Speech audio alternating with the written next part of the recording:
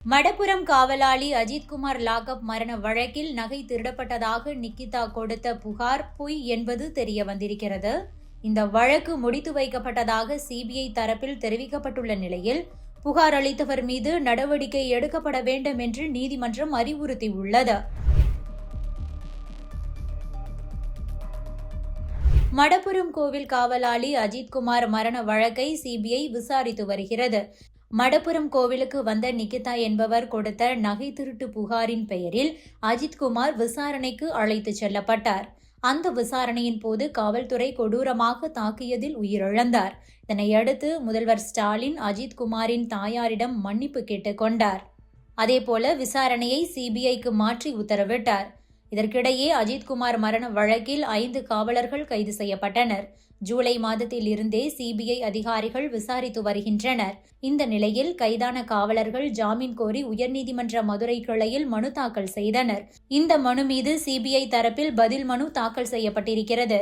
அதில் சிபிஐ அஜித்குமார் மரணம் காவல் மரணம் என்பது உறுதியாகியுள்ளது. டிஎஸ்பி, காவல் ஆய்வாளர், தலைமை காவலர், தனிப்படை காவலர்கள் என 10க்கும் மேற்பட்டோர் மீது வழக்கு பதிவு செய்யப்பட்டுள்ளது. அவர்களுக்கும் தொடர்பு இருப்பது உறுதியாகியுள்ளதாக தெரிவிக்கப்பட்டிருக்கிறது. அப்போது குறுக்கிட்ட நீதிபதி ஸ்ரீமதி, நகை திருடு போனதாக புகார் அளிக்கப்பட்டது உண்மையா என்று கேள்வி எழுப்பினார். அப்போது சிபிஐ தரப்பில் மடப்புரம் கோவில் காவலாளி அஜித்குமார் கொலை வழக்கில் அவர் நகை திருடியதாக நிகிதா அளித்தது பொய் புகார். அந்த புகார் முடித்து வைக்கப்பட்டுவிட்டது. அது தொடர்பான 90 பக்கங்கள் கொண்ட அறிக்கையை தயார் செய்து வருகிறோம் என்று தெரிவித்தனர். இதன் பின்பு நீதிபதி, ஒன்றுமே இல்லாத வழக்கிற்கு ஒருவரை அடித்து கொலை செய்துவிட்டனர். புகார் அளித்தவர் மீது நடவடிக்கை எடுக்க வேண்டியதுதானே? மனம் பதறுகிறது.